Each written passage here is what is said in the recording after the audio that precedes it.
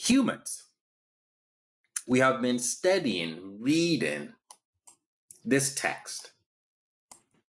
Let me put my thing here. We have been reading this text, the Bible, for nearly 2,000 years. Some of us have taken it literally, some figuratively, some read it symbolically. Some have regarded this text as divinely inspired, some divinely revealed. Some say it was divinely dictated to the supposed authors, and some have argued that this is just human creation. We read it, we study it, we admire it. Some of us disdain it. We know people who do. We've written about it, we've argued about it, and we've loved it, whilst others have hated it.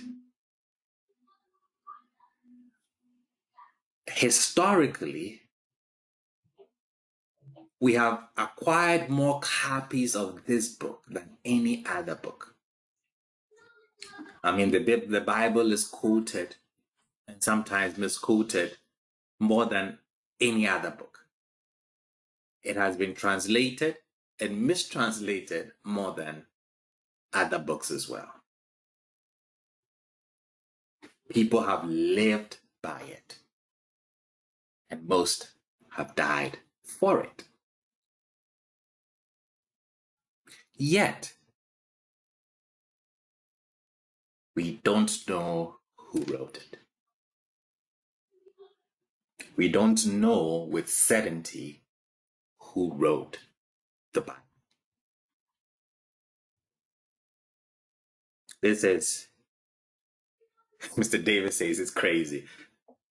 Took the words right out of my mouth. Yeah. Of course, there are traditions about who wrote the books. The key word there is traditions.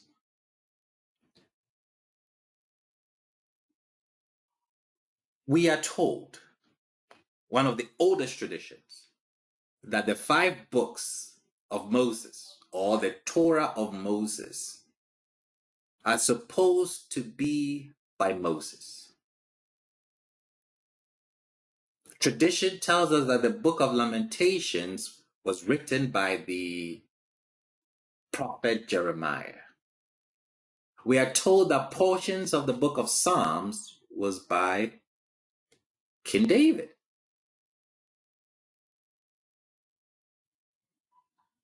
But how is one to know if these traditional ascriptions are correct? How do we know? Okay. Now, is the Bible literature? If it is, then who were the artists? If we think that the Bible is a great work of literature, then we have to answer this question. If we think of it as a source to be examined in the study of history, then whose report are we examining?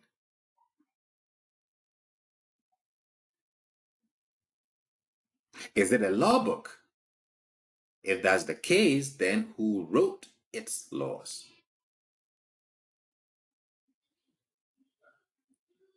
Let's say it's all the above. I still do have some questions there. If it's all the above, then who fashioned the book out of a diverse collections of stories, poetry, laws, and put it into a single work? Did the author or authors witness the events in the stories? That's another question. Did the author write the work with the intent that it should become a sacred, authoritative text? These are questions that we should all have asked or be asking.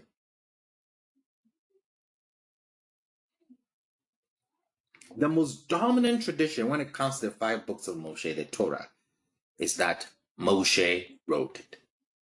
Some people still teach that today. But is that accurate? This is one of the oldest puzzles in the world. Did Moshe write the Torah?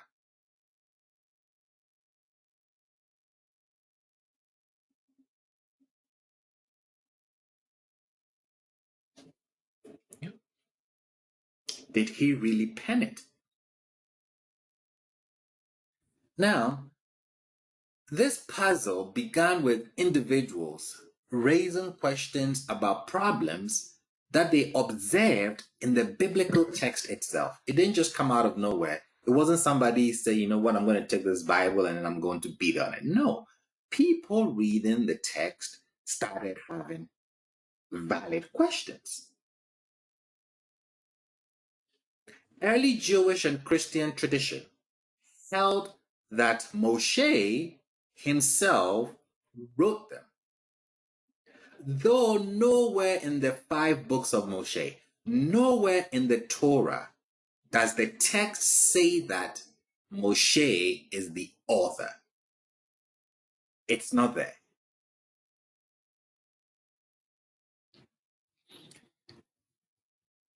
You know how I make statements and then I challenge those statements myself because I have to play both sides. So now I quickly go into my head, searching scriptures, and I say, Rabbi, that is not accurate. I have one source in the biblical text itself that says that Moshe wrote the Torah. I remember it's Deuteronomy 31. Okay, let's read it. And Moshe called Joshua and said to him in the presence of all Israel, be strong and courageous, for you shall come with this people to the land which Yud-Heh-Vav-Heh swore to their forefathers to give them. And you shall apportion it to them as an inheritance. Yud-Heh-Vav-Heh, he is the one who goes before you. He will be with you. He will neither fail you nor forsake you. Do not fear and do not be dismayed. Verses 9. Then Moshe wrote this Torah and gave it to the priests, the descendants of Levi or Levi, who carried the ark of the covenant of Yud-Heh-Vav-Heh, and to all the elders of Israel. Say, Rabbi, I still have more. In that same chapter of Deuteronomy 31, it also tells us. Let's start from 24. And it was when Moshe finished writing the words of this Torah in a scroll until their very completion, that Moshe commanded the Levites who carried the ark of the covenant of Yud-Heh-Vav-Heh, saying, take this Torah scroll and place it alongside the ark of covenant of Yud-Heh-Vav-Heh, your Elohim, and it will be there as a witness. So clearly, the statement that I made that there is nowhere that the Bible says that Moshe penned a Torah or the Torah seems to be challenged right off the bat. Did I not see this before making the statement? Not at all. This is an account in the book of Deuteronomy of Moshe writing a scroll of the Torah before his death, which is kept with the golden box, which is the ark, containing the 2 stone tablets of the 10 Commandments. But this account does not claim that this scroll contained the entire text of all 5 books on it. That's number one. Number two, the word Torah here in Deuteronomy 31 does not necessarily mean the Torah, which is the name that later came to mean the entire Pentateuch, as Christians will call it. No, Torah also can simply mean instruction in general. Let me prove this. Proverbs 1. The fear of Yud-Heh-Vav-Heh is the beginning of knowledge. Fools despise wisdom and discipline. Hearken, my son, to the discipline of your father, and do not forsake the Torah of your mother. Question: does it mean that my mother penned the Torah?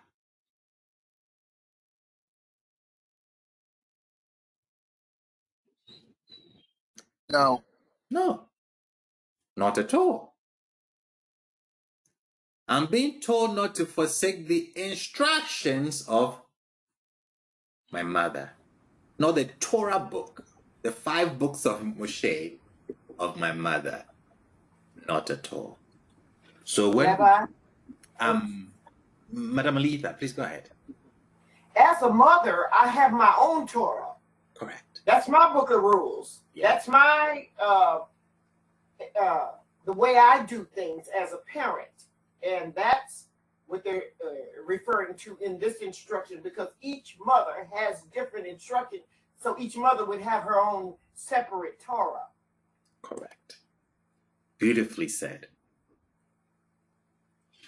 So when I read Deuteronomy 31, verses 9, and it says that Moshe wrote this Torah, and I interpreted or misinterpreted as the 5 books of Moses, I am being, I don't know what word to use, very deceptive. Moses wrote this instruction. There's an instruction that he wrote. This is what is being referred to here, not what later became noted as the Torah, which is the 5 books of Moshe. So again, nowhere in the 5 books of Moshe does the text say that he was the author.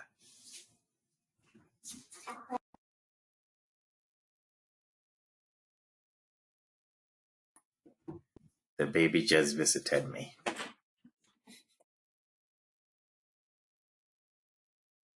Rabbi, Mr. Jason, go for it. it also says this Torah, which is talking about the instructions that he just gave at that point. It's not mentioning the 5 books. It's the be not dismayed, be encouraged. That's the Torah that Moses wrote, not necessarily Genesis, Exodus, and stuff like that.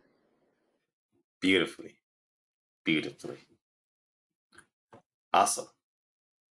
So again, nowhere in the 5 books of Moses does the text say that he was the author. Well, so we had this tradition. But the tradition that one person, that's Moshe, alone wrote these books presented problems.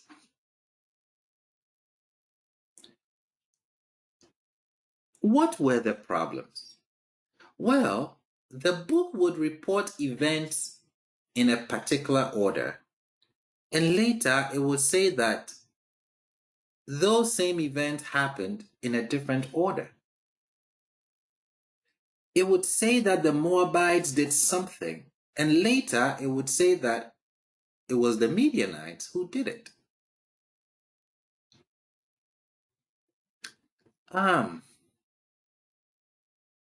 They noticed that Moses included things that Moses could not have known or was not likely to have said. For example, the text, after all, gave an account of Moshe's death. Did he write that himself? It also said that Moshe was the humblest man on the earth. And you know that.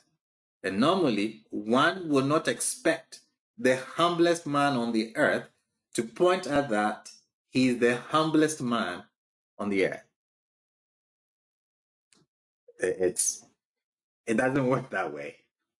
You know what? I'm the most humble man on the earth. No, that does not make you humble. So did Moshe write that he was the humblest man on the face of the earth? So people noticed things like these and they started to argue against Mosaic authorship. But their arguments were rejected. Mr. Jason's friend, Origin. Mr. David, he's your friend, right? Mr. Jason. Origin. In the 3rd century AD, he's a Christian scholar. He responded to those who raised objections to the unity of the Mosaic authorship of the Torah. He addressed it. Not only him, the rabbis, these are the rabbis of the century that followed the completion of the Hebrew Bible. These rabbis, they likewise explained the problems and contradictions within the boundaries of the tradition. What did they say? They said the contradictions were only apparent contradictions. They could be explained through interpretation, often very elaborate ones, or through the introduction of additional narrative details that did not appear in the biblical text. That is how the rabbis got around it. Now we come to medieval times. Well, no, let's go back to the rabbis. I want to comment. The rabbis said that these are the rabbis of the century that followed the completion of the Hebrew Bible. They said that with regards to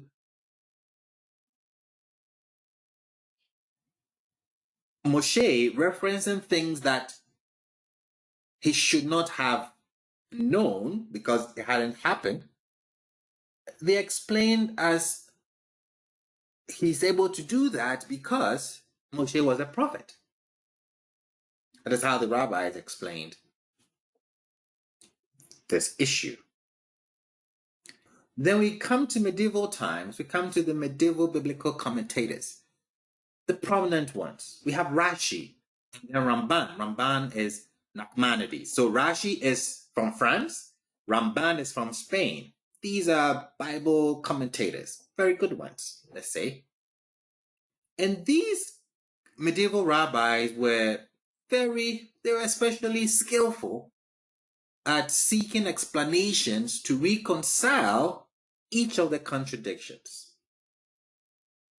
And they gave new kind of answers to these old questions.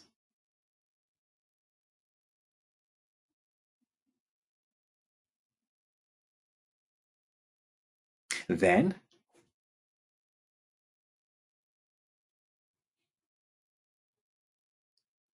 some started to concede. What happened after that?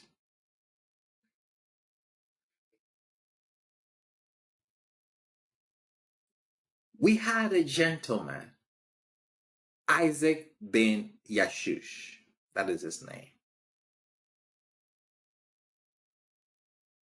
He stated that, yes, Moshe wrote the 5 books, but a few lines were added here or there.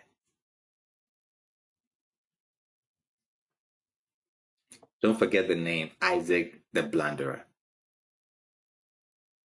This is a statement that came from Isaac ibn Yashush. What did he notice to make that statement?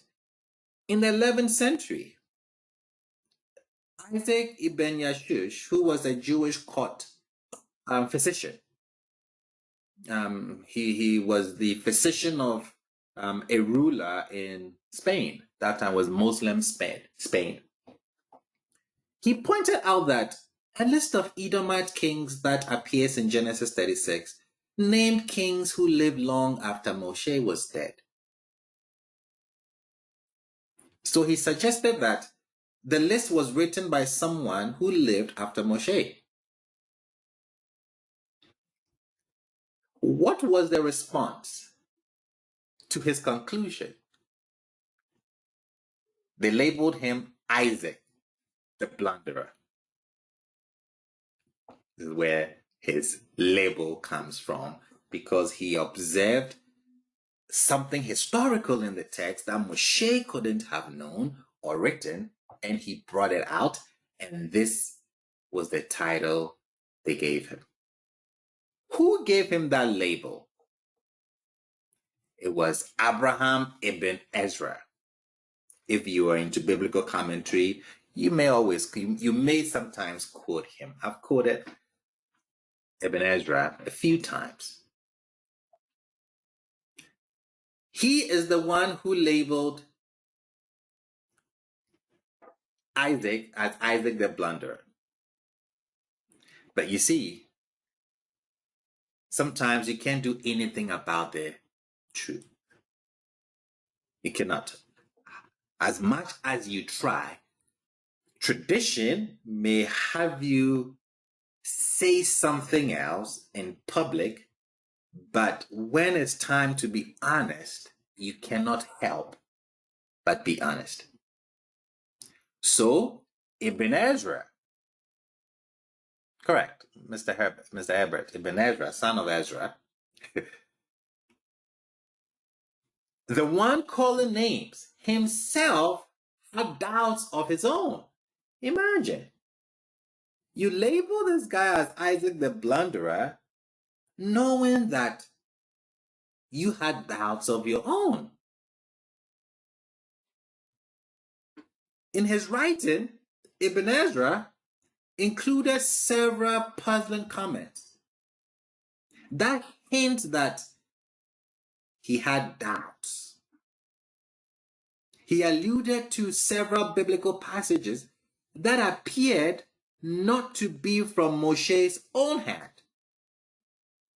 What does he tell us? He notices that passages refer to Moshe in the third person. Terms were used that Moshe will not have known. Places described where Moshe had never been. And he noticed that the text often used language that reflected another time and locale from those of Moshe. So with his investigation, the one calling names, notice the same thing that they have noticed. Even so, Ibn Ezra was not willing to say outright that Moshe was not the author of the 5 books. He simply wrote, "And he who understands will keep silent."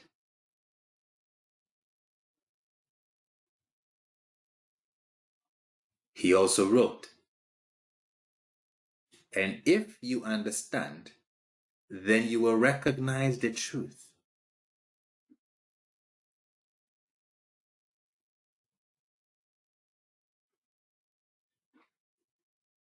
What would you tell Ibn Ezra?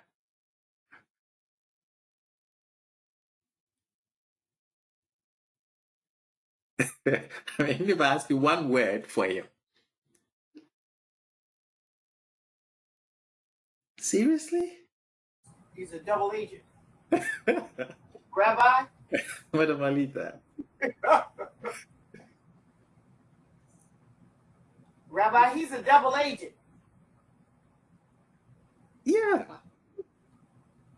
I mean, you bash the guy who noticed it, pointed it out, you call him names, and then you draw the same conclusions. And then you say, and he who understands will keep silent. Why keep silent? And if you understand, then you recognize the truth. Of course, the truth is that Moshe did not write these things. Rabbi, I think this is Shabbat Shalom, everybody. Shalom, Mr. CJ. I think this is the kind of like what you were asking us, or we were talking about last week. You know, there is a benefit to him and his cause, or him and others who may know to be silent. Because of their silence, it allows whatever they have working to continue going on. I would also like to add, though, at the same time, you know, a lot of us are in a similar situation. Do you understand what I'm saying? Correct. Right? Correct. A lot of us understand what is going on with the text, and at the same time, it is to our benefit in certain circles to remain silent. So I just wanted to throw that out there too. Beautifully said.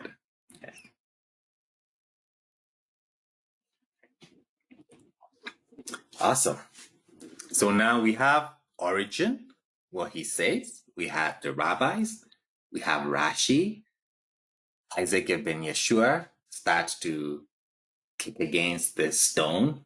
Ibn Ezra comes and, kicks him back, but then turns around and shows that, you know what, the guy does have a point, but we cannot admit it, pretty much.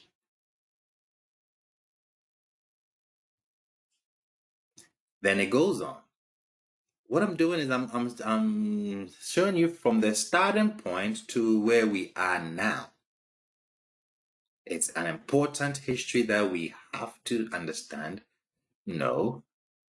so that when we start doing the Exodus tradition, the oldest tradition, we understand how to peel it out and see it clear in front of our eyes. Okay. So now we come to the 14th century. In Damascus, there's a scholar called Bonfils. He accepted Ibn Ezra's evidence, but like Mr. CJ, he did not take his advice to keep silent. So, referring to the difficult passages, he wrote explicitly, and this is evidence that this verse was written in the Torah later, and Moshe did not write it. Rather, one of the later prophets wrote it. So now we see what's happening. It's changing. People are accepting it, but now we have another spin on it. It's progress. 3.5 centuries later, Bonfils' work was reprinted with the references to this subject deleted. Gone. Capish? So someone is still trying to silence what people are noticing concerning the authorship.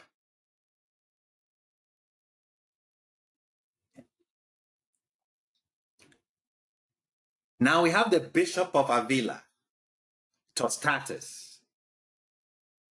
He also says,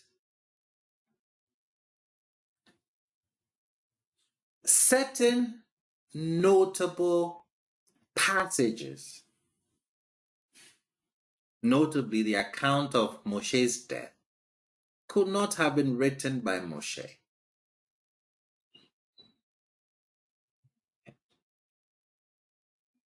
How would you answer that easily? Well, Joshua, his successor, wrote this account. This was the traditional answer or the tradition floating around when the Bishop of Avila brought this out. Some people teach that today. Some people hold this as true. And we know that is not accurate from our studies.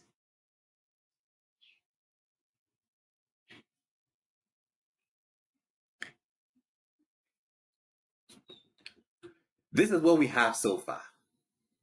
From the 3rd century, we have Origin. We saw what the rabbis said. We saw what the medieval commentators, Rashi, Ramban, said. We saw the protest by Ibn Yashur, or Yashus, sorry. And then we saw what Ibn Ezra came and responded to. And then Bonfils, the scholar, comes from the 14th century and also kicks a bit. He doesn't keep quiet to what the silence that Ibn Ezra asked for. And then the Bishop of Avila also comes in the 15th century to put his spin on it. So now we are heading to the 16th century. We come to another investigator. I cannot pronounce his name, pardon me. He says, the account of Moshe's death is written in the same style as texts that preceded. This makes it difficult to claim that Joshua or anyone else merely added a few lines to an otherwise Mosaic manuscript. So he is challenging the tradition that Joshua actually wrote it. Some of these things that people from the later centuries have questioned. He says, you know what? The same style is being used as the texts that precede it. So it makes it difficult to claim of a Joshua edit or authorship.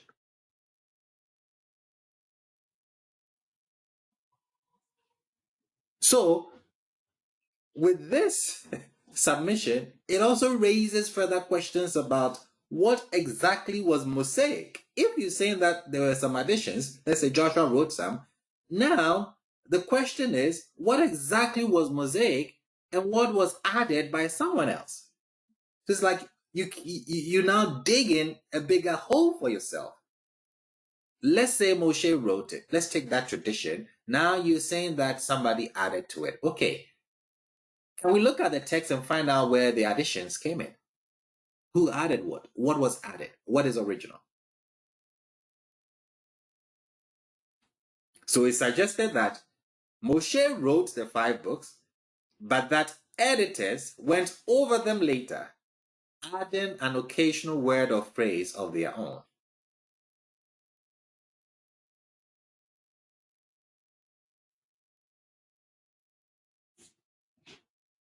That was the question.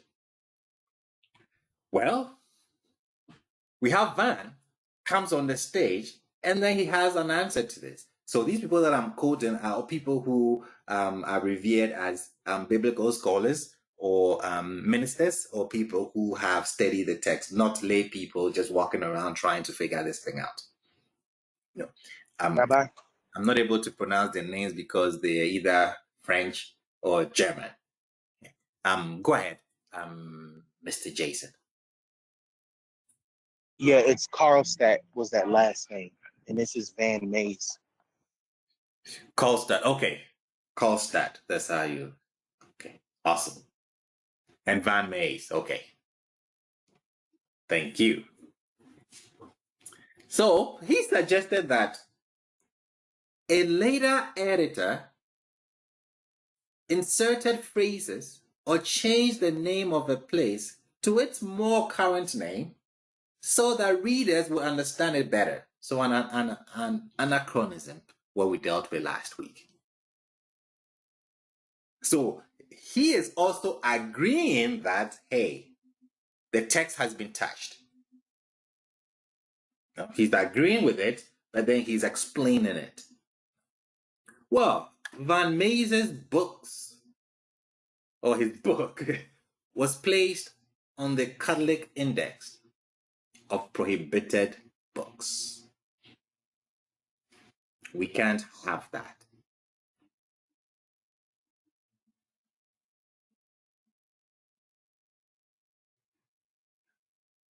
We have to put the book away. Now, this is when outright conclusions that Moshe did not write majority of the Torah started coming forth. You can hold the truth back for so long, but when people read and they're honest and they're truthful and they want to get to the bottom of the truth, these things are bound to happen. So the outright conclusion that Moshe did not write majority of the Torah started coming forth in the 17th century. It started with this British philosopher, Thomas Hobbes, in the 17th century. Hobbes collected numerous cases of facts and statements through the course of the 5 books, the Torah, that were inconsistent with Mosaic authorship. This is the work that he did. What does he tell us? He gives us examples. Hobbes says that sometimes the text states that something is the case to this day. When you read it and something happened until this day or until this very day. So Hobbes says that no, to this day is not the phrase of someone describing a contemporary situation. When I take it and I'm reading it and it says to this day, it's not to this day 2020 or 2022. That is not what it's saying. It is saying to the day of the authorship of the book.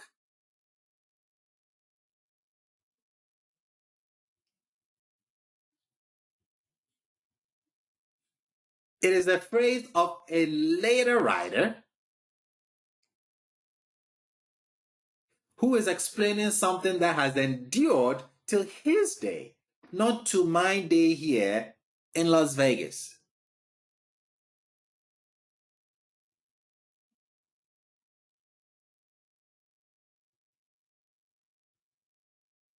So now people are pulling it apart, challenging these traditions. 4 years later, a French Calvinist, his name was Isaac de la Pereira, something, I don't know how to pronounce that. If Mr. Gibet was here, I don't know whether he's here, he would pronounce it better because he speaks French. So, I call him Isaac. Isaac also wrote explicitly that Moshe was not the author of the first 5 books of the Bible. He too noted problems running through the text. He pointed this out. There is a problem with the phrase in Deuteronomy 1, across the Jordan. What is the issue? Deuteronomy 1 says, these are the words that Moshe spoke to the children of Israel across the Jordan. Automatically, you should see an issue with it. What is the issue? Well, across the Jordan, Mr. David said Moshe never crossed. Correct. Across the Jordan refers to someone who is on the other side of the Jordan River from the writer. So these verses thus appear to be the words of someone in Israel, west of the Jordan, referring to what Moshe did on the east side of the Jordan. But Moshe himself was never supposed to have been in Israel in his life.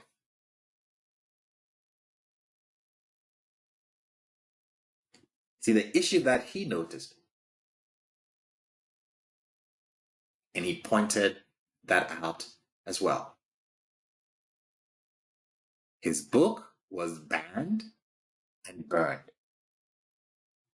He was arrested and informed that in order to be released, he would have to become a Catholic and recant his views to the Pope, which he did.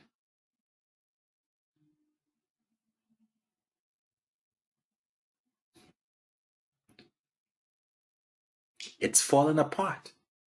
The tradition it cannot hold. People are reading, pointing things out that answers needed to be given. About the same time, in Holland,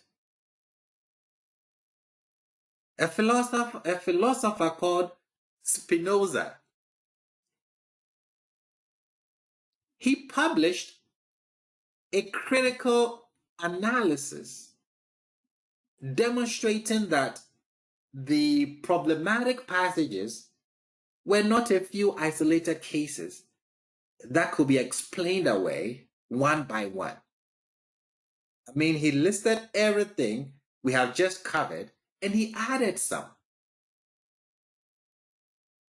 What did Spinoza discover and what did he point out? He went to Deuteronomy 34 and he says, the statement, there never arose another prophet in Israel like Moshe, sounds like the words of someone who lived a long time after Moshe and had the opportunity to see other prophets and thus make the comparison.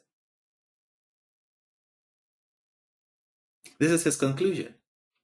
There never arose another prophet in Israel like Moshe. To make that statement, you must have encountered other prophets in your time, and based on what maybe you've heard about Moshe, you do the comparison.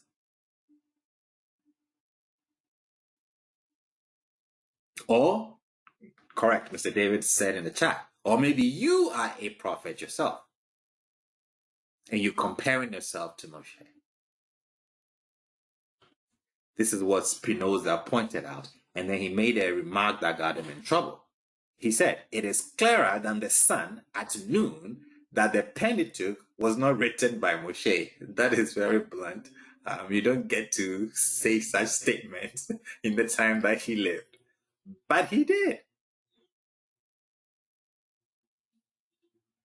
His work was condemned by Catholics and Protestants as well. His book was placed on the Catholic Index. Within 6 years, 37 edicts were issued against it. And also an attempt was made on his life. This same guy, Spinoza, he had been, before this, excommunicated from Judaism because he probably held the same views. It is clearer than the sun at noon that the Pentateuch, which is the 5 books of the Torah, was not written by Moshe, but by someone who lived long after Moshe.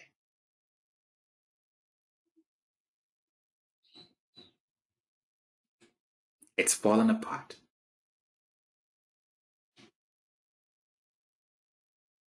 Mr. Herbert just put something in the chat. You've noticed that no one has claimed that God wrote it.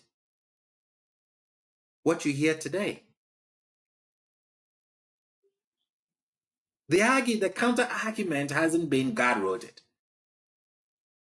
No, God doesn't write books. He doesn't write manuscripts.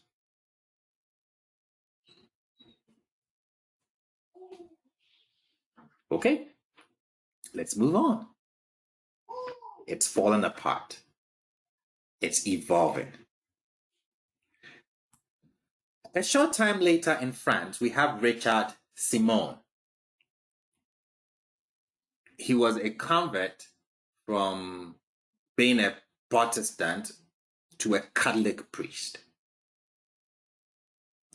Now, he went and he wrote a work that he intended to be critical of Spinoza. Remember what Spinoza said. So he wrote a work that was intended, or he tended it to be critical of Spinoza.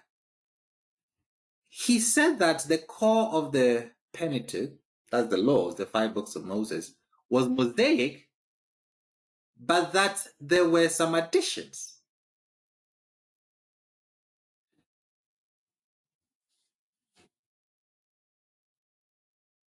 The additions, Simon said, were by scribes who collected, arranged, and elaborated upon the old texts.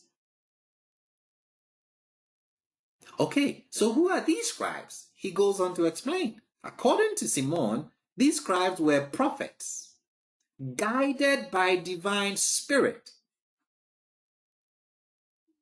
And so he regarded his work as a defense of the sanctity of the biblical text. The additions were made by prophets. Well, how can they make those additions if we cannot add or remove from the text? Well, divine guidance. They were guided by the divine spirit. Okay. You would think this will fly, right? You think this will fly in the Catholic circles? No. Simon was attacked by other Catholic clergy and expelled from his order. His books were placed also on the index. 40 refutations of his work were written by Protestants. 40 refutations. 1,300 copies were printed. All of it was burned, but only 6.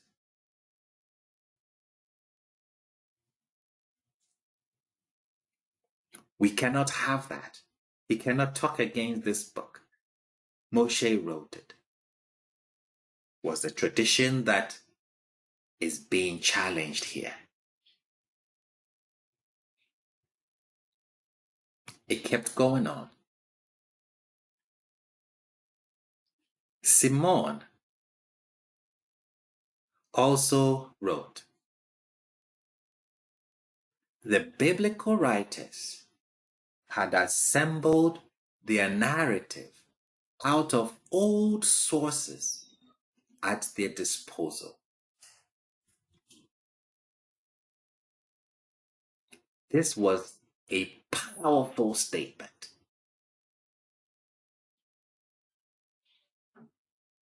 And this idea of Simon was an important step on the way to discovering who wrote the Bible.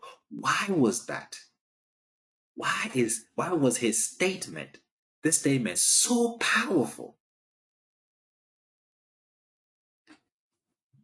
Because any competent historian knows the importance of sources. Anytime you mention a source, you turn heads. I make a statement and I said I'll prove it and I'll bring receipts.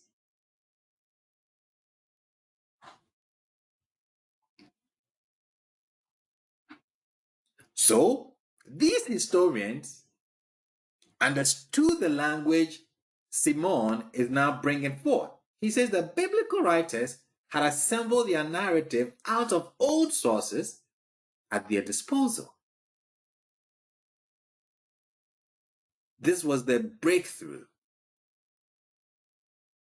The hypothesis that the Torah of Moshe were the results of such a combination of several old sources by different authors was exceptionally important because it prepared the way to deal with a new item of evidence.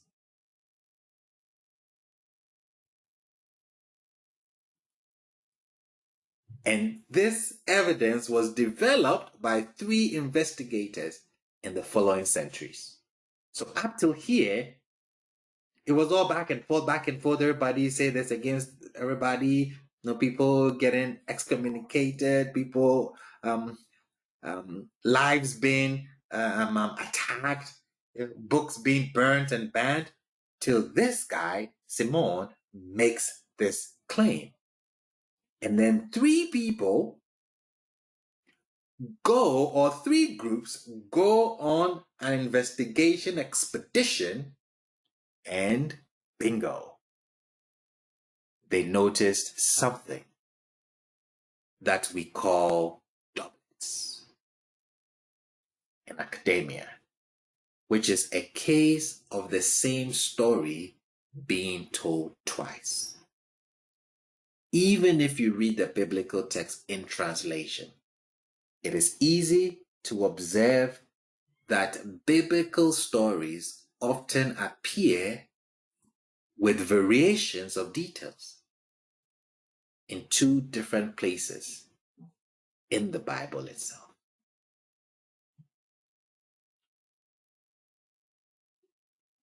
The doublets.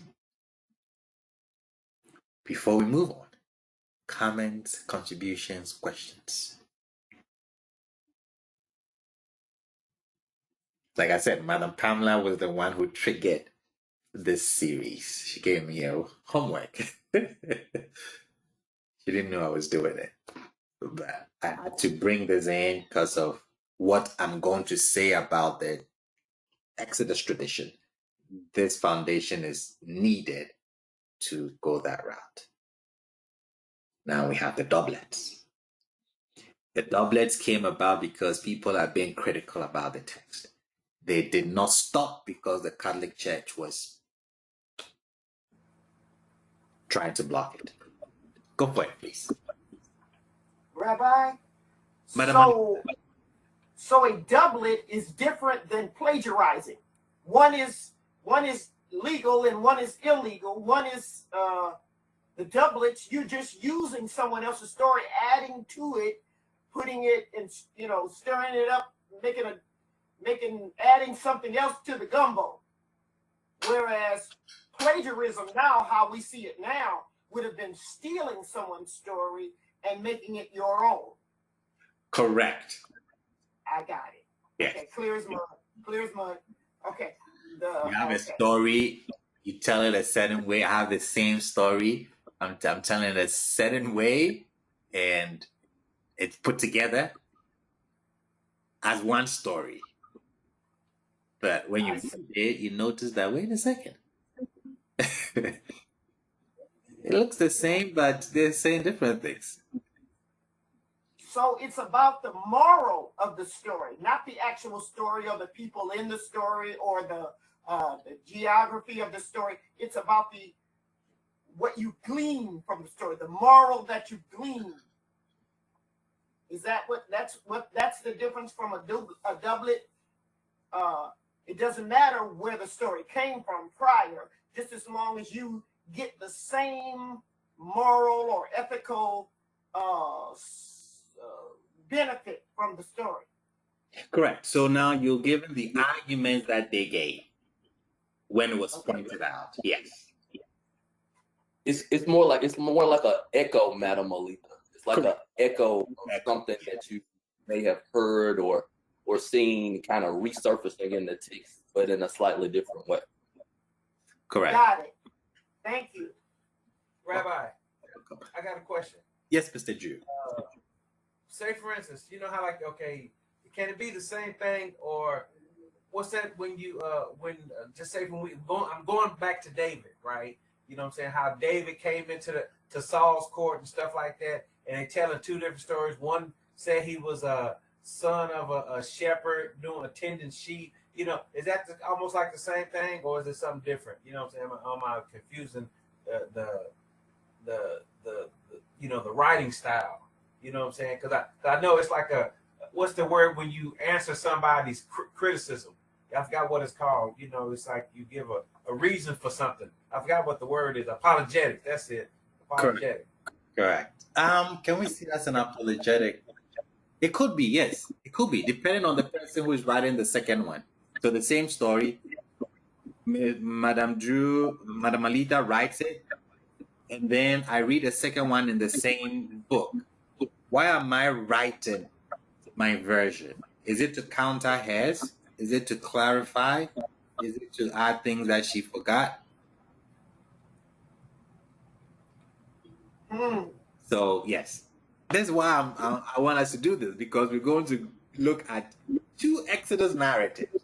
We have to understand how two narratives came about. Rabbi, could it have been that you wanted not only just to clean my story up, or clear my story up, or make additional points to my story, but you also are changing generations? Correct. So what the older people understand is not what these young people understand now. So it is, I wanted to update my story to make a point to a generation that I'm talking to in the present. Correct. Yes. Yes. Okay.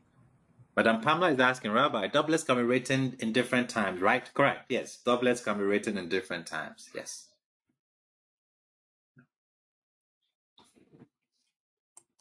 Awesome. So now we are on the doublets.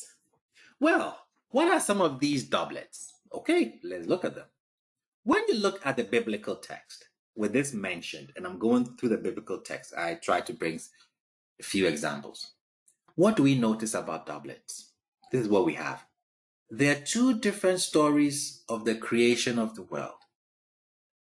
There are two stories of the covenant between Elohim and Abraham. And the Abraham. There are two stories of the naming of Abraham's son Isaac. There are two stories of Abraham claiming to a foreign king that his wife Sarah is his sister. There are two stories of Isaac's son Jacob making a journey to Mesopotamia. There are two stories of a revelation to Jacob at Bethel.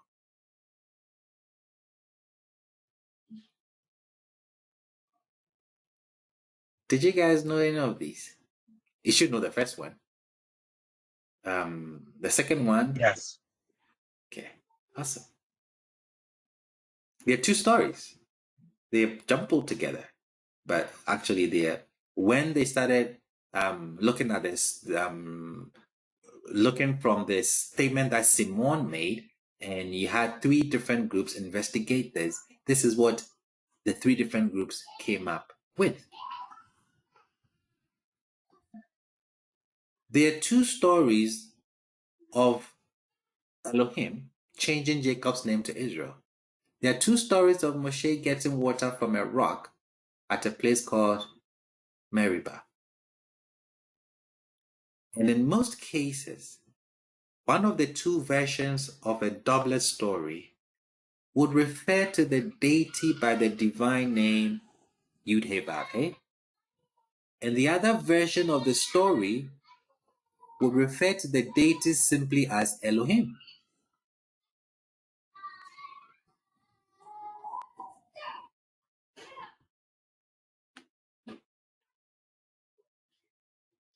It's important.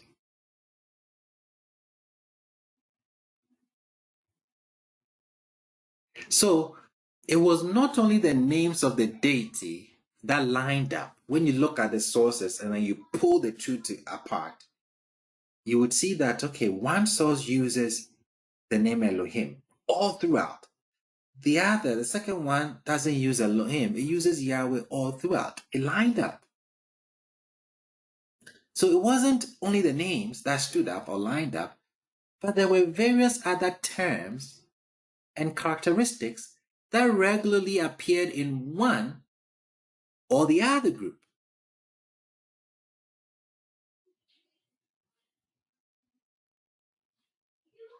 So what were their conclusions?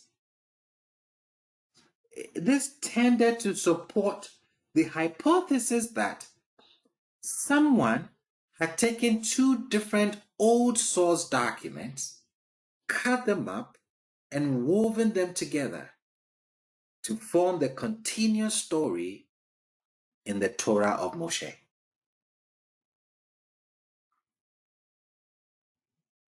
Like Brother Malita said, you have two separate stories. To put them together, you have to cut them up and you have to weave them in a certain way so that they attempt to flow together.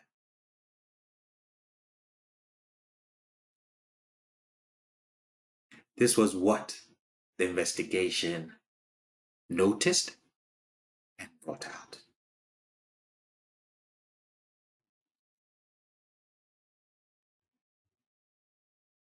Okay, let's do a recap. We know what Origen said. We know what the rabbis said. We know what Rashi said in response to this. Isaac ibn Yashush kicks back. Ibn Ezra comes and calls him names. Bonfield comes and says, okay, I would not take your advice, Ibn Ezra. And then the Bishop of Avila comes from the 15th century and also pushes hard. And then we have Karlstad, I think that's how you say you pronounce it, and then Van Mays, 16th century. They also come and push back.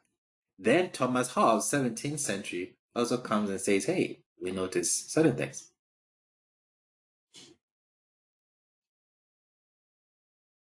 So now we're seeing the pushback and it's getting serious. Now we bring in sources.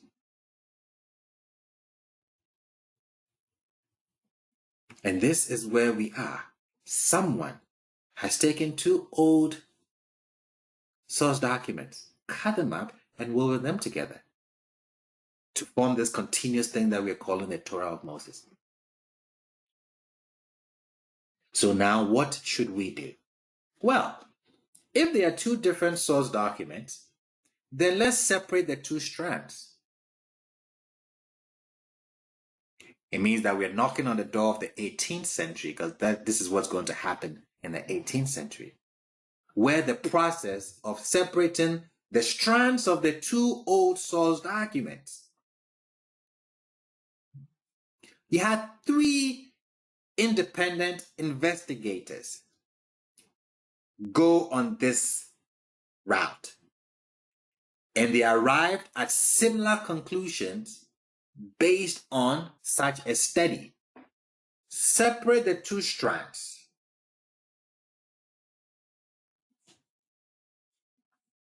Let them stand on their own. Let's see what we find out. These were the three investigators. Witter, who was a German minister, Astruc, Jean Astruc, who was a French medical doctor, and then you have Hahn, who was a German professor. Notice that all this work, all this scholarship, all this investigation is being done in either Germany or France. German, French.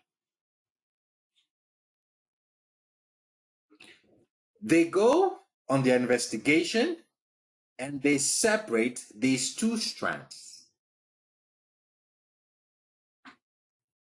What was the conclusion? Okay, so now tradition. Oh Lord, if you don't get rid of tradition, it would always crop up. This is what they said.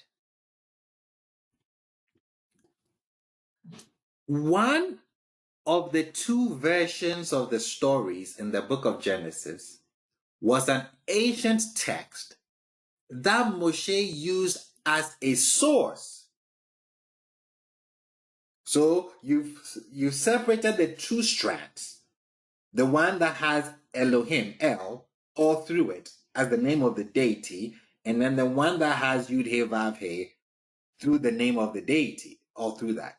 Okay, what happened here? Well, one is the original source, the other is what Moshe wrote. So one of the two versions of the stories in the book of Genesis was an ancient text that Moshe used as a source.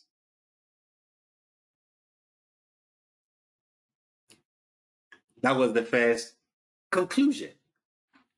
Well, it changed.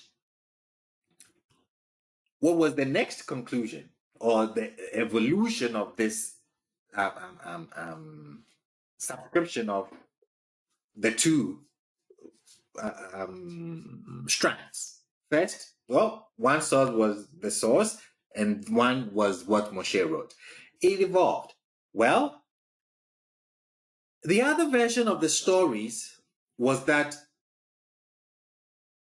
the other version of the stories was Moshe's own writing, describing these things in his own words. So of the two, one was the source, and then the other was what Moshe wrote. That is what B is saying. Okay. It evolves to a C. No.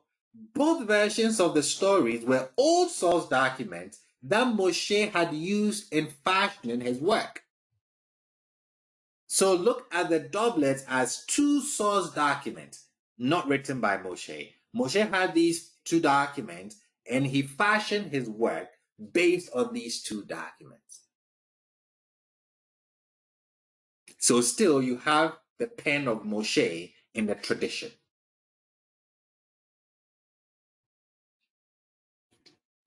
It's hard to go off tradition and dogma. But ultimately, it was concluded that both sources had to be from writers who lived after Moshe. And you will notice that each step of the process was attributing less and less to Moshe himself.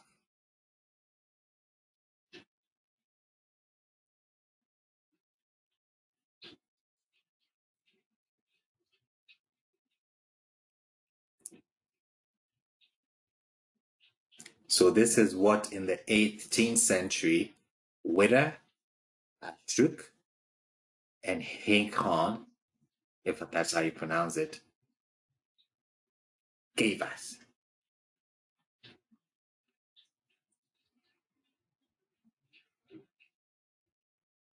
Now we've come into the 19th century.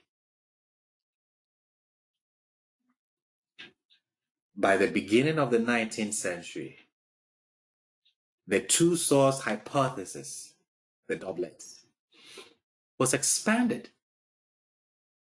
Scholars found evidence that there were not two major source documents in the Torah after all. Wow. How many were there? The Torah of Moshe had been composed by combining 4 different source documents into one continuous history. So they've taken what Simon said, that there's two, and they've used the same methods or similar methods, and they've looked at the text, the Torah as a whole, and they said, no, actually there's more than two. There is 4 of them. Scholars found, or let me be specific and give credit where credit is due. 2 scholars found that in the first 4 books of the Bible, there were not only doublets, but a number of triplets of stories.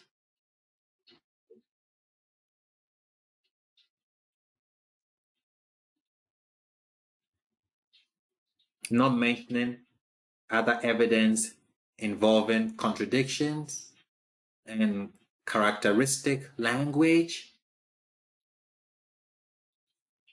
All of these persuaded them that they had found another source within the Pentateuch. Then a young German scholar, De Wet, that was his name. Don't forget this scholar. De Wet, a young German scholar, observed in his doctoral dissertation that the fifth of the 5 books of Moshe, that is the book of Deuteronomy, was strikingly different in its language from the 4 books that preceded it.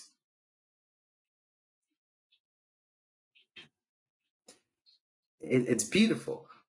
The moment somebody observes something, makes it public, now when you're reading the text, you look in to see what else we've missed. And then, boom, something pops up. This is what happened here.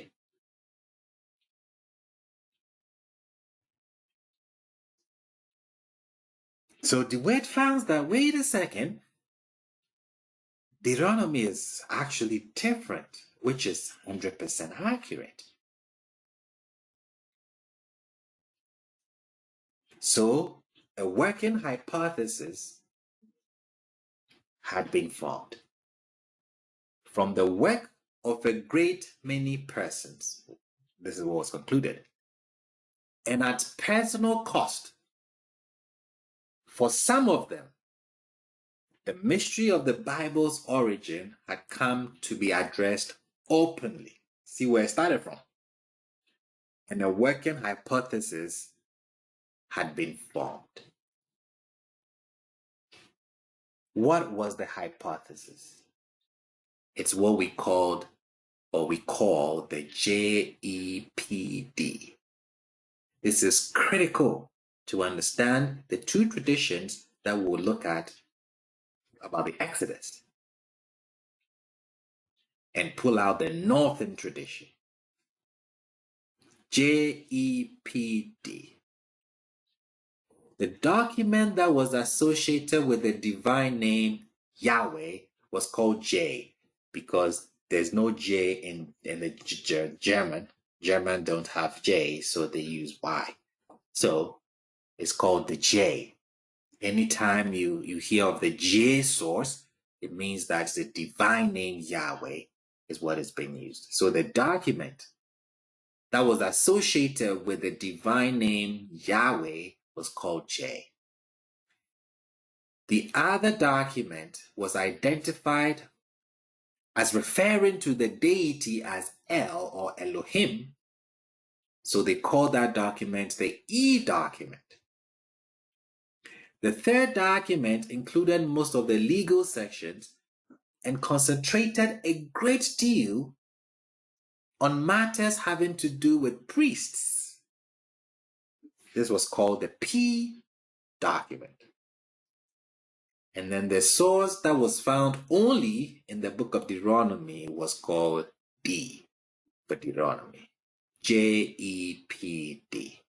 So anywhere you see this is where it came from, and this is what it means, and this is how they came about it.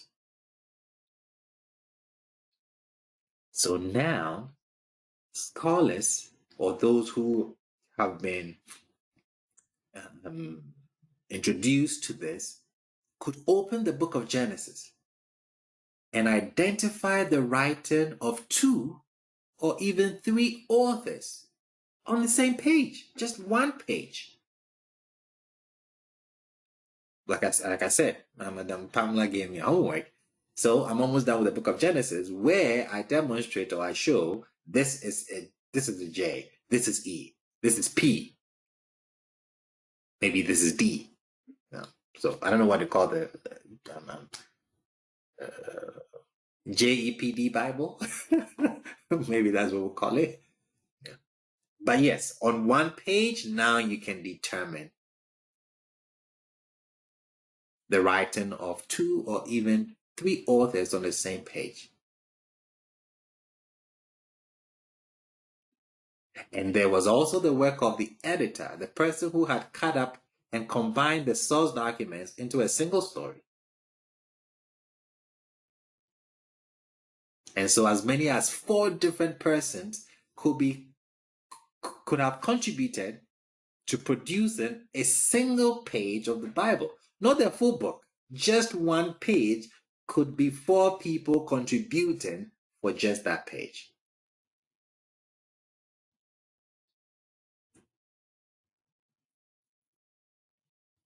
Any questions still here? Because with this, questions came up. Questions, contributions, are you following? I hope so.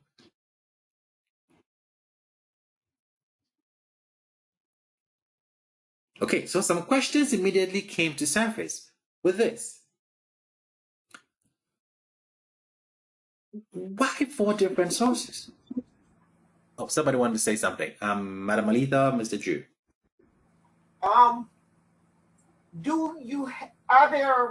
Is there any proof of these sources? I mean, somebody can say, okay, there was 2 sources over here, there were 3 sources there, 4 sources now. Where are the sources? Correct. We can prove Deuteronomy.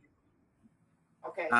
But the rest, we don't have a source to go to and say, this is where maybe D or E got his material from. No. What we are pointing out is, in front of us, we see 4 different hands. Okay. You know how a teacher can look at 2 essays from kids and say, you copied from this guy. Why did you copy? The same way. Exactly. Correct. Or even a recipe.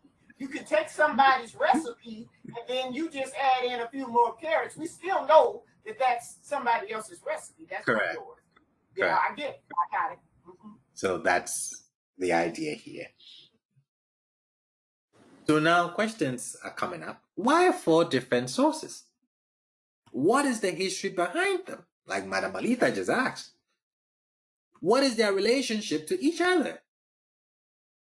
Now, were the authors aware of the existence of the other texts? Also, when were they produced? I mean, these questions automatically comes up when you introduce this to someone. And it came up readily when the hypothesis was formed. Why 4 different sources? Okay, what is the history behind them? Like Madam Alita just asked, do we have actual sources? Like, what's going on here? What is their relationship to each other? How does J relate to E? How does E relate to J? Number 3 question is what's going to answer our Exodus tradition. Were the authors aware of the existence of the other texts? When the J source wrote about the Genesis account and used and used Yahweh, and then the E source wrote about the Genesis account and used Elohim, did the E source know about the J source material, or did the J source know about the E source material? And when were they actually produced? So 2 people took on the task to deal with this. We have Gruff and then Vatek. Gruff and Vatek. They took on to try to answer some of this for us. Gruff worked on deducing from references in the various biblical texts which of the text logically must have preceded or followed others. Okay, if you say JEPD, 3 different sources, what is the order?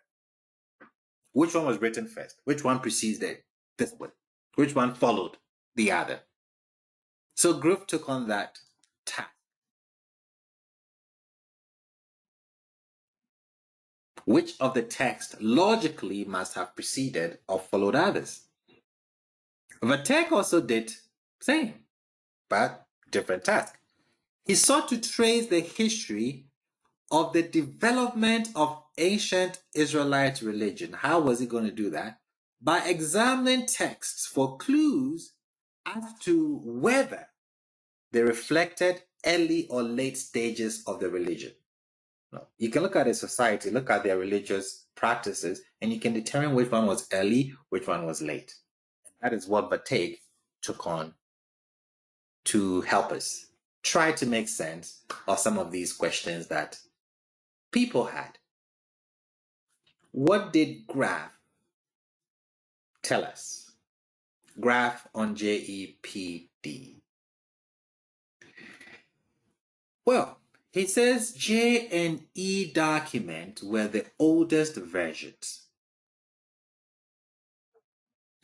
Mr. Jason, answering your question from 2 weeks ago, he says J and E documents were the oldest versions, for they were unaware of matters that were treated in other documents.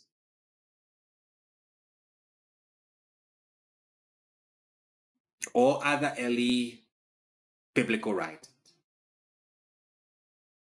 They were unaware of it. Okay.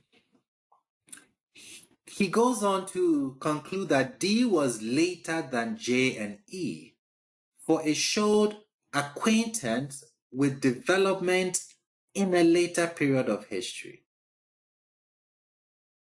So his conclusion. So D was later than J and E. This is the reasons. P, he said, was the latest of all, for it referred to a variety of matters that were unknown in all of the earlier portions of the Bible, such as the book of the prophets.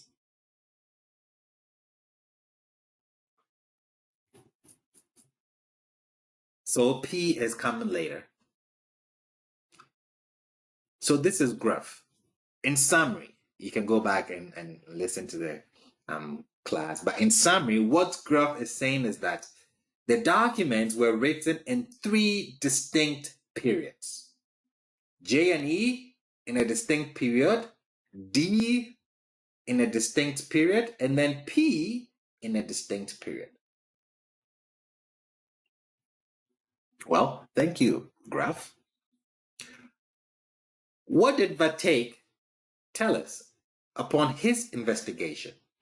He says J and E reflected a very early stage in the development of Israelite religion. So he's dealing with the religious part of it. He's focusing on the religion. When it was essential, a nurture/fertility religion. So he's looking at the beginning stages of the religion. And he's saying that, you know what, J and E reflect that early stage. He goes on to say that D reflected a middle stage of religious development when the faith of Israel was a spiritual or ethical religion.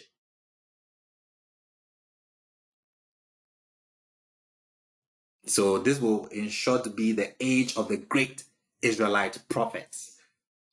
That's where he puts D. He's going to put the prophets in D. And then he says the P document reflects the later stage of Israelite religion, the stage of priestly religion based on priests, sacrifices, ritual, and law. Accurate. If you're looking at it from a religious point of view, that is how religion built up. So he puts J and E first, he puts D next, and then P.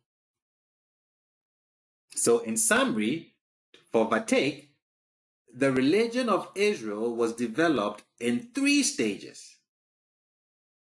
One says the history is in 3 stages. One says the religion is in 3 stages as well.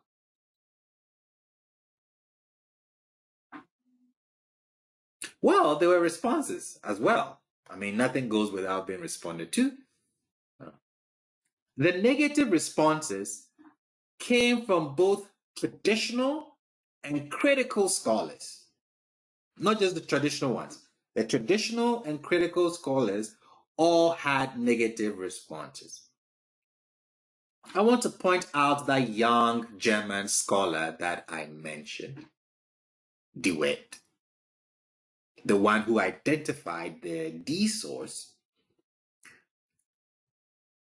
He would not accept the idea that so much of the laws was late. Why was that? This was his view. He said that this view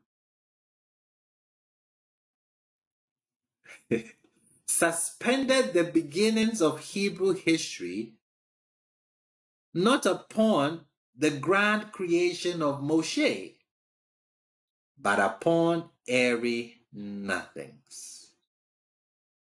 My question, why does it have to start with Moshe? Well, if you read the text, the Bible, from how it's been written, yes, Moshe is critical. But if you take the JEPD, PD, and you explain it like you've done, then this is what we come up with. It suspends the beginning of Hebrew history not upon the grand creation of Moshe, but upon airy nothings. Quoting him.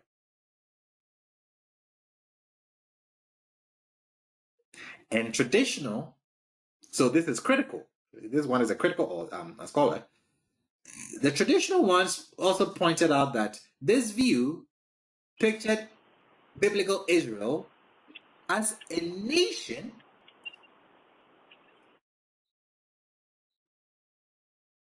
I lost my thought.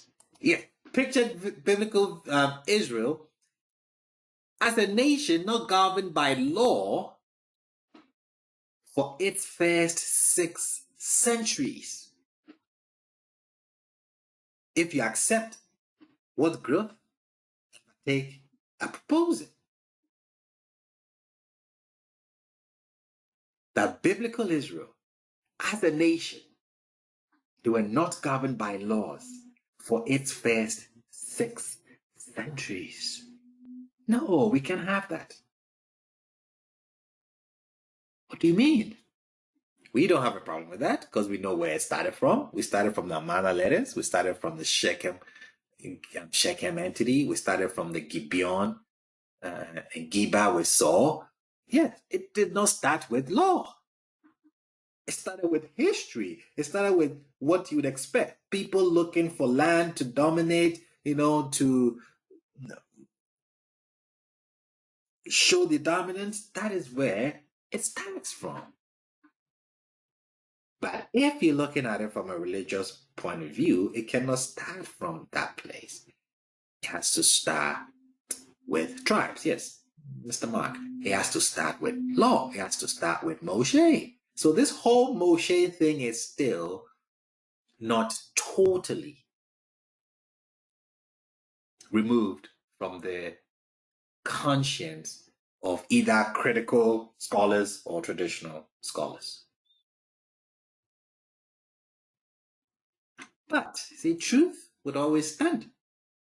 Or the quest to get to the truth. You can't do anything about it.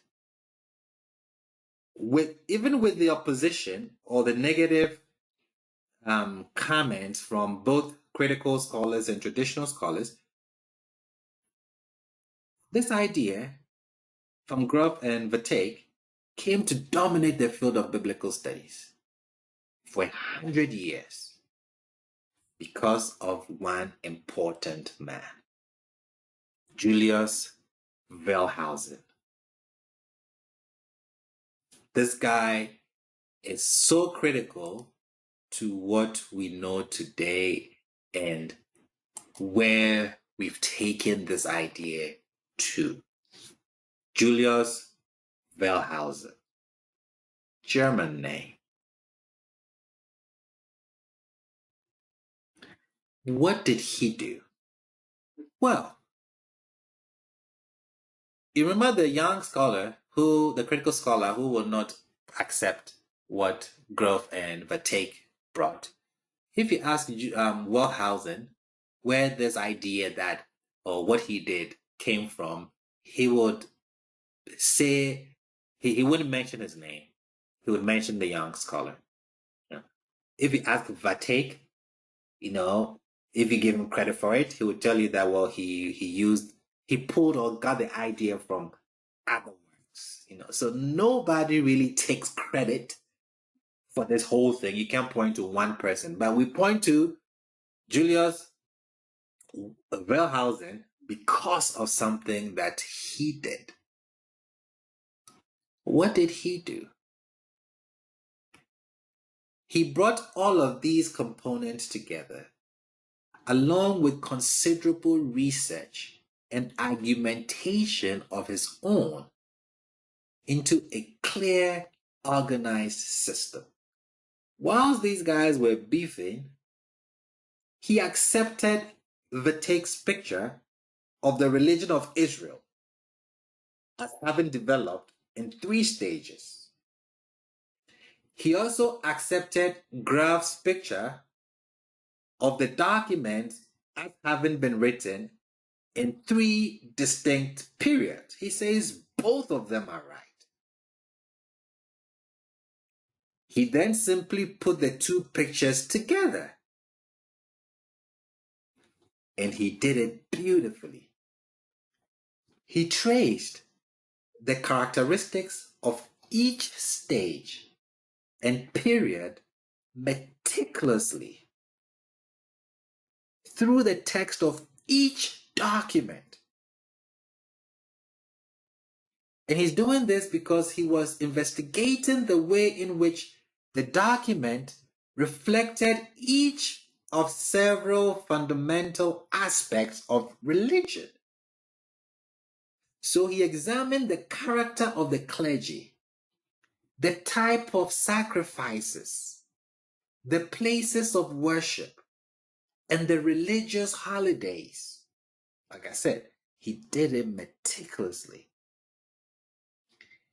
He drew also on both legal and the narrative sections through all 5 books of the Torah and through other historical and prophetic books of the Bible.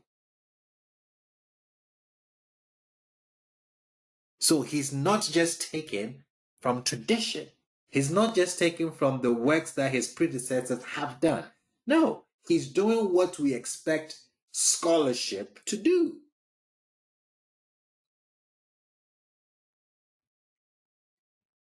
I mean, his presentation was sensible and it was a powerful construction. Why do I say that? Because it did more than just divide the sources by their usual criteria. What was the criteria? Those who preceded him used just the doublets. See, we see 2 different source documents here. Look at these contradictions. Moshe is standing on this side saying that he's writing. No, he moved away from that. He took that. He agreed with that. But then he moved forward. He tied the sources to history. He provided a believable framework in which they could have developed. That is what we want from our scholars. His model began to answer the question of why the different sources existed. He's answering more questions. The questions that we had from the beginning, Wellhausen is answering them because of his meticulous work.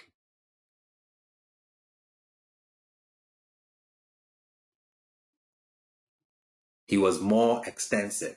Yes, Mr. Marvin. And this model that he put together, his model of the combination of the source documents, is what became known even till today as the documentary hypothesis. This has dominated the field ever since. And like I mentioned, notice that majority of the works is predominantly by German and French investigators. I don't want to call them scholars, I'll call them investigators, because that was what they were doing. It became, this documentary hypothesis became known in English-speaking countries in large parts because of the work of one William Robert Smith. We'll look at him next.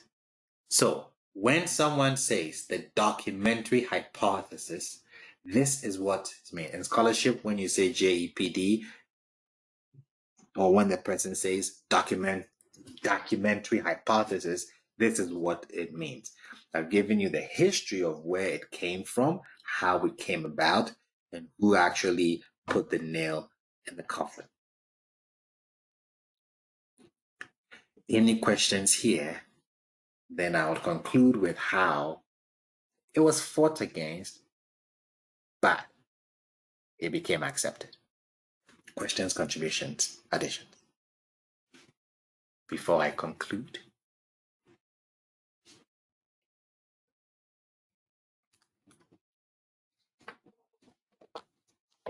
I have a question. Yes, Madam Rita. In listening to all of the class so far, Yes. my mind went back to the passage of scripture where he told the son to listen to the mother's instructions. So do the mother's instructions trump Torah? He didn't tell him to listen to Torah. He told him to listen to his mother and her instructions. That's my question. No. So the mother has their own Torah. Wait, let me answer your question carefully. Does the mother's instruction trump Torah?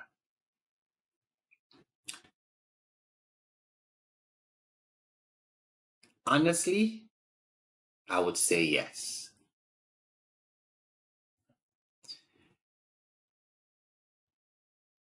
Honestly, I would say yes.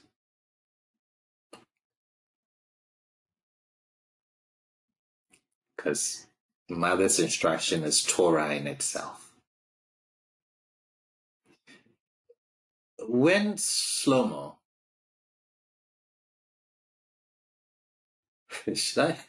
why do I keep saying Shlomo wrote Proverbs? Let me bring that verse up. When it says in Proverbs, it says, listen to, hearken to the discipline of your father. Why does it say that? Men give instructions, or we discipline. That is what we do best.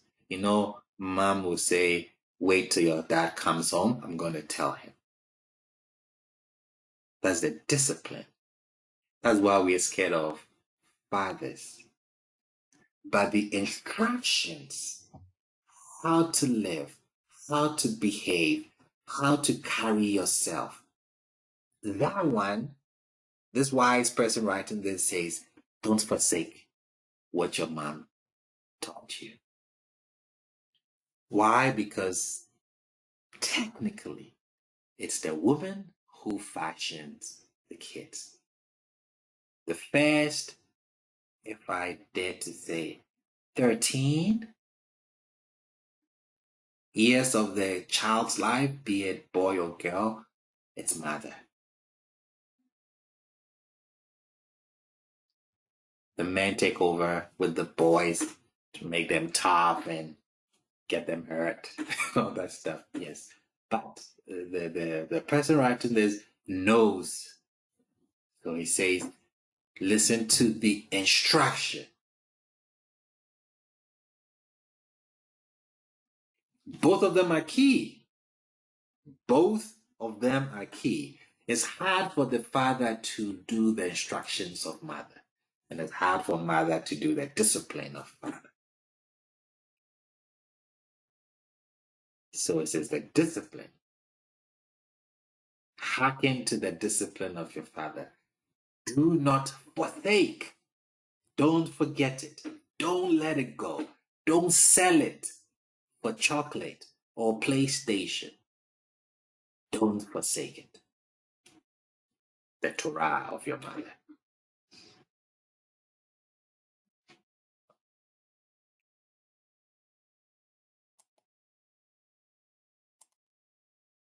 It's beautiful, I think.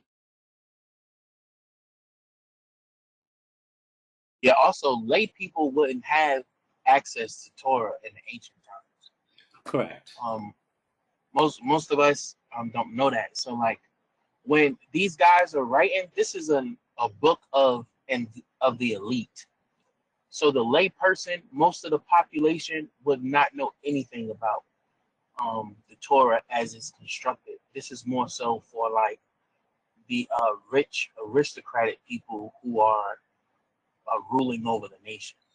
So like scriptures like that, not just here, even in like Babylon, during a Ketum, like once a year, the king would come out and the king would, they would tell all these stories and stuff about things that were going on in Babylon and how the king became powerful and stuff like that. But regular Babylonians, like the regular people, didn't have access to this stuff. So the only instruction you had was your mother and father's teachings at that time. So it makes sense that the Torah would tell you to follow your mother's Torah, because in reality, lay people didn't have access to this information anyway. Okay. Beautiful, beautiful. Which makes me think about this. We know that the Catholics, right, they would read on a Sunday to their church, their Catholic church members or so, and they didn't necessarily read the Bible themselves. So then I wonder about the Hebraic aspect. So when would it have been that this text was being read to the Hebrew inhabitants of the land? I would only imagine that, you had the priests who were writing and, passing things on, and they would, so they're writing all of these different sources, all of these different things. But then it's like, okay, what's the point of all of that, right? It's just secrecy between priests. But then does this ever get read to the actual inhabitants, and what portion of it gets read, and who reads it? Is there like maybe one person in the household or in the community that reads to a certain household? Like, those are the questions that come to mind. Yeah, very good questions. I mean, questions that we should all be asking and trying to find answers to. If I should answer some of them, not all, I don't think that the commoner ever had the time to even go sit to listen to any of these things, because the order of the day was, go to work, the farm, or wake up as a mother, clean up and start to make the meal of the day, maybe make some bread. So it wasn't something that they would have gotten access to. It would all be in the elite, those who, when they wake up, there's already food, and then they have to go study. The priests and their descendants. You want to keep the priestly line going, so yes, you would teach them. I don't think the commoner ever had the opportunity to sit and read or get read to, like we see in the book of Ezra, maybe Nehemiah. They're coming back, and then the book of the law is read. No, that's not what is happening here at all. And you don't want to give this information to the commoners; they don't deserve it. Yeah, and funny, because when you think of it, like most people, when they read the Bible or they're getting read to, in the church home or wherever, and they're looking at it and they're like looking in the past, looking at these people, and they're saying, God did this because they didn't do X, Y, and Z. And then you have to question, really, like, did the people even know? Yeah, is that we have gotten an eye into the elite circles, and we're thinking that everyone else had a peek into those circles. Not at all. They don't even sit down and eat with you. You're a commoner, like, really? Yeah, Yeah, there's a unique story told about King Josiah that I think we miss, because it gives you an idea of like what's happening with the people at that time, Marvin, right? So Josiah finds this book, or Heldiah, I forgot the person's name. They find this book. They bring the book back to Josiah. Josiah and the people are flabbergasted. Like, they have no idea that they're supposed to be following these rules and stuff, right? The people repent. Josiah and them repent. They throw on sackcloths, have this big congregation, and change their ways. And they still die because God was mad at a previous king from another time that had nothing to do with Josiah and them finding the book of the law. And that's because the common people didn't follow these rules and regulations. They had no idea. So you see them in this, this gathering, and they're getting this information from Josiah, and everybody's crying and repenting, and then the deity still destroys them for something somebody else did 8 generations ago, which was like crazy. But the like Rabbi was saying, the common people didn't know nothing about this. You don't find it anywhere. Like in Assyrian records, Babylonian, ancient Greece, nowhere. You don't find like commoners rising to glory and things of that nature. It's just something that did not occur as frequently as our Bible makes us believe it did in the ancient Near East. And most of the population was illiterate anyway. So. And what's interesting is that the text would say, oh, the people of Israel did this and sinned in front of in the sight of the Lord, or something of that nature. And then if you think about it, it's like, well, these people didn't even know. And where's the retribution for these people who are blaming these people, and these people don't even know they're being blamed? Yeah, you got to think about it, right? Like the Torah tells us, thou shalt not kill. Then it says Saul did evil in the eyes of Yudhevave. What evil did Saul do? He didn't kill the king, the Amalekite king. And then later theories come around and be like, oh, Saul wasn't repentant. But the text doesn't say that. So, and God takes the throne from Saul. Meanwhile, David's a whore.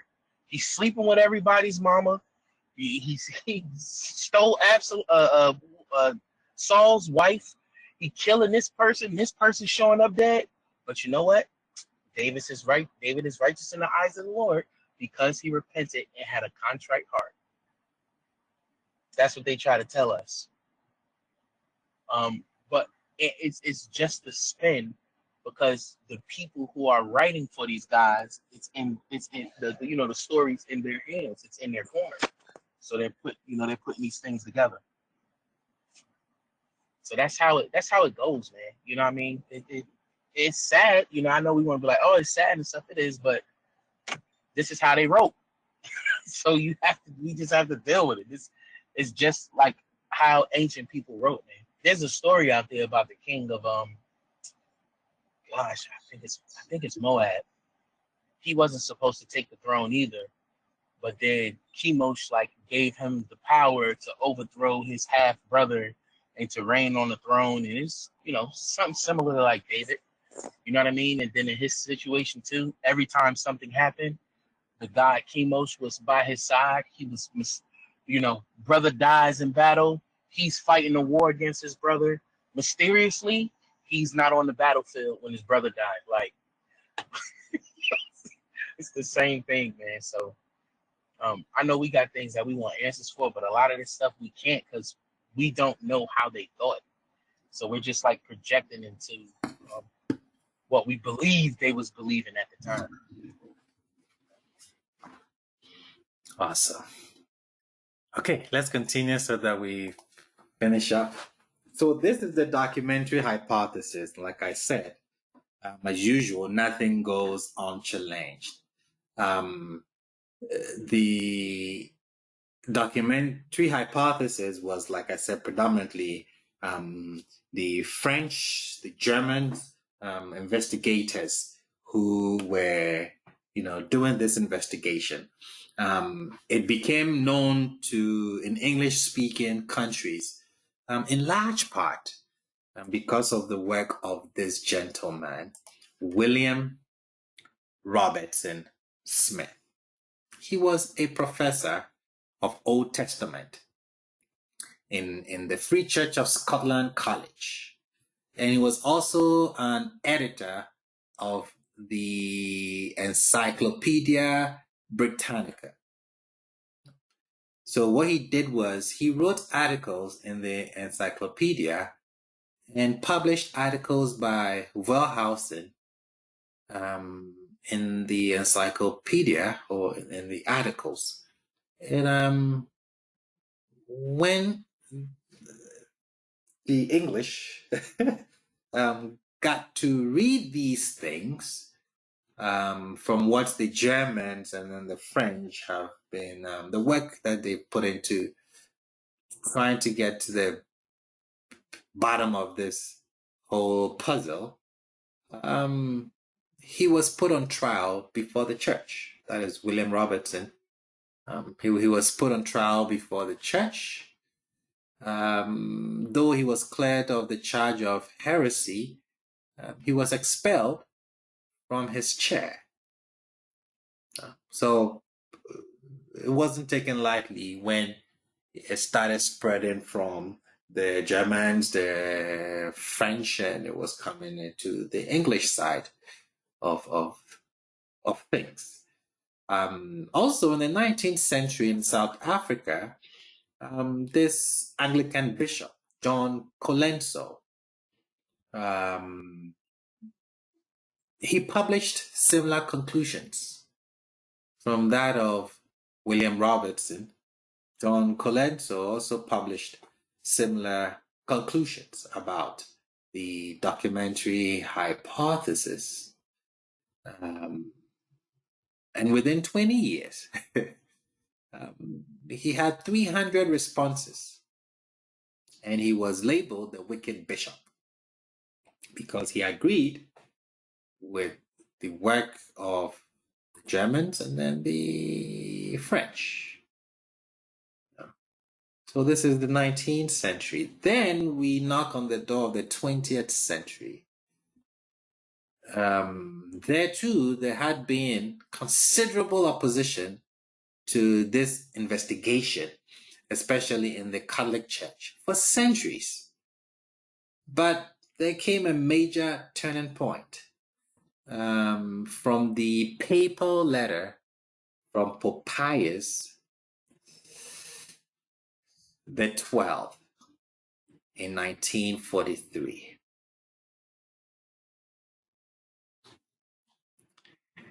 In his letter, Divino Afflante Spiritu, is this papal letter that he wrote, which has been called the Magna Carta of Biblical Promise. See, truth, you cannot stop truth. The Pope encouraged scholars in this letter, in this papal letter, to pursue knowledge about the biblical writers. This is what he said, quoting him.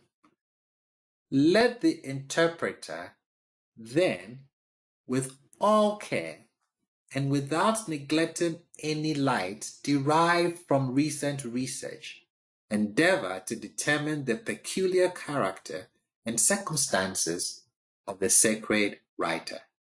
the age in which he lived, the sources written or oral to which he had recourse, and the forms of expression he employed. Now we're getting somewhere.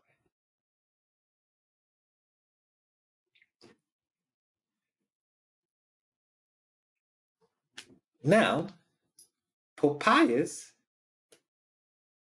the 12th is saying that don't neglect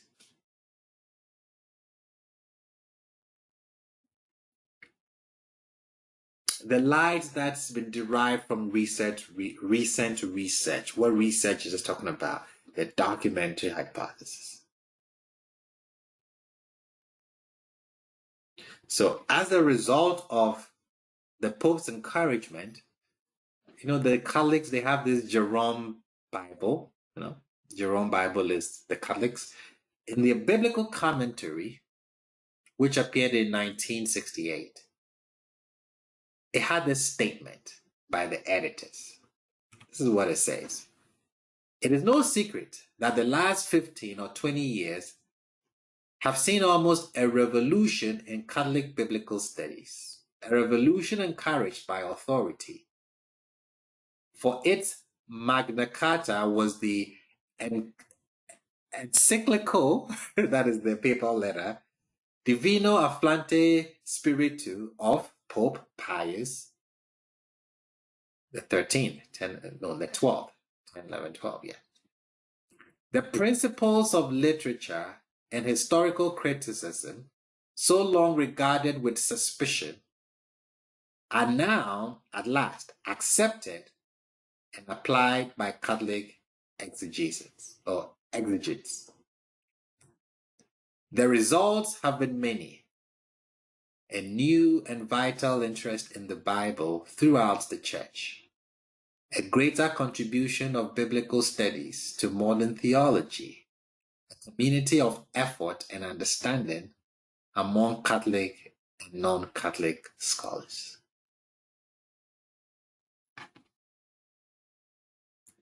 You see progress from where it all started from.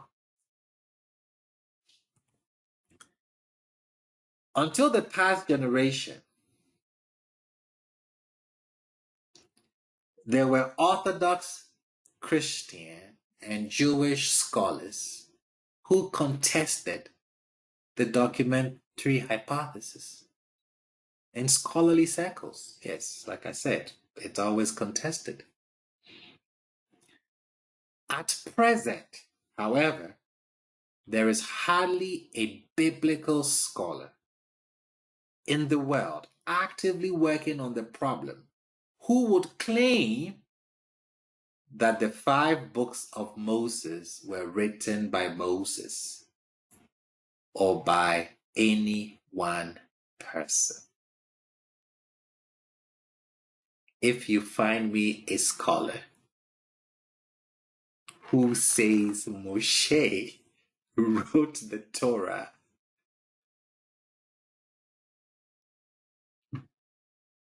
then I'll go back to Africa. I mean, there are many persons who claim to be biblical scholars, but I refer to scholars who have the necessary training in languages, not someone who speaks it, but the necessary training in languages, biblical archaeology, the literary and historical skills to work on the problem of the JEPD, and who meet, discuss, and debate their ideas and research with other scholars through scholarly journals, conferences, etc. This is what I mean when I say scholarship. Not somebody with a lot of information, no, or not somebody who teaches, no. I'm talking about the category that when we say scholarship, not one. You will not find one who would tell you that, or who subscribes today, that Moshe wrote the 5 books of Moses, or it was written by one person. You will not find it. So notice where we came from. We came from a tradition that Moshe wrote the text. We could have just accepted it without asking any questions. But upon reading, people started noticing issues. They had concerns, so they started speaking out. They started asking questions. They started pointing it out. And then we see the kickback. But we see how it evolved.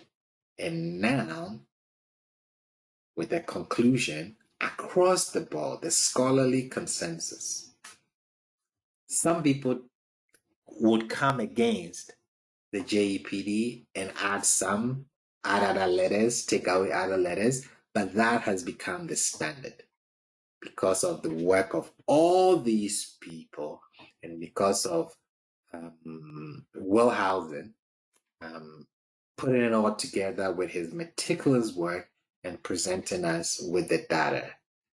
Now we know the different sources.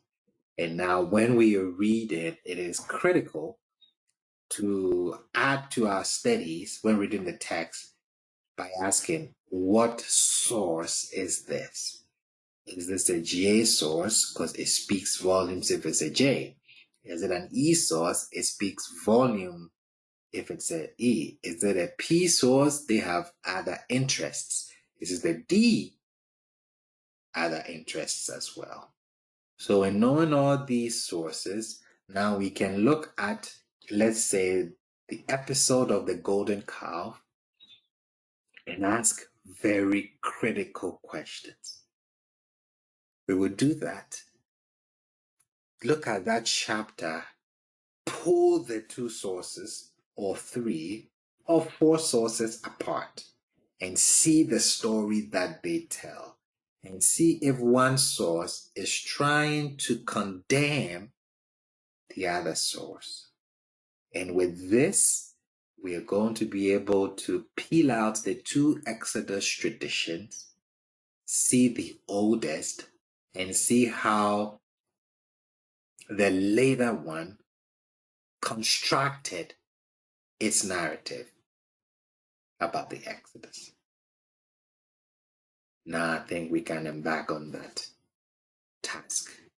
Questions, contributions, additions before we close?